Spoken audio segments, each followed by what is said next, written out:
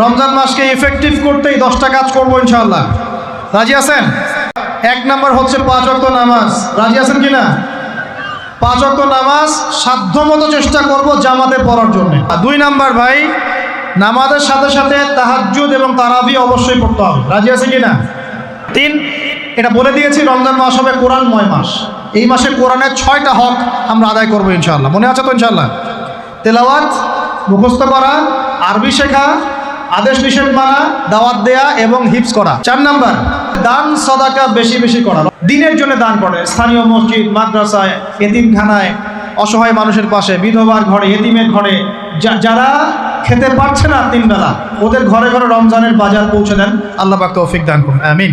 5 number, রমাদান মাসে অবশ্যই আমাদের জাকাতগুলো আমরা দিয়ে দিব। রাজি আছি তো ইনশাআল্লাহ? বাংলাদেশে এমনও মানুষ আছে যারা একজনের জাকাত দিয়ে 100 পরিবারের সংসার চলবে ইনশাআল্লাহ। আছে না এমন লোক?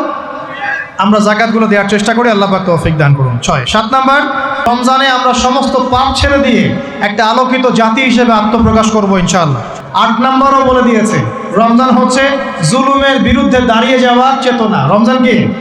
ওই যে বদরের যুদ্ধ, জুলুমের বিরুদ্ধে দাঁড়িয়ে যাওয়ার চেতনা হলো রমাদান।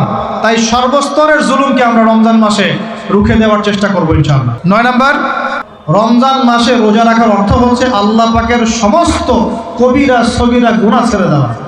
আর 10 নম্বর পয়েন্টটা হচ্ছে এই ভাই, রমজান মাস আসলে মাশাআল্লাহ শিকল দিয়ে শয়তানকে বেঁধে রাখা হয়।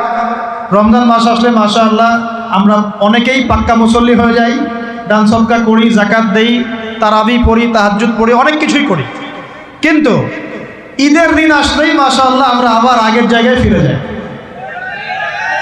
ঈদের দিন শয়তান যে ছাড়া পেয়েছে এটা বোঝার জন্য রাস্তাঘাটে বের হলেই হয় নাকি? মেয়েদের চলাফেরা দেখলে বোঝা যায়, আরও যে হোটেলে হোটেলে গান বাজে এগুলো দেখলে বোঝা যায় শয়তান ছাড়া পেয়েছে, আজকে বুঝলাম। তো এখানে সবচেয়ে বড় শিক্ষাটা হলো রমজান মাসের এই যে শিক্ষাগুলো, ত্যাগের মহিমা, জুলুমের বিরুদ্ধে দাঁড়িয়ে যাওয়া, কোরআনের হক আদায় করা, জাতির উত্থান, বড় বড় অনেক কথা বললাম।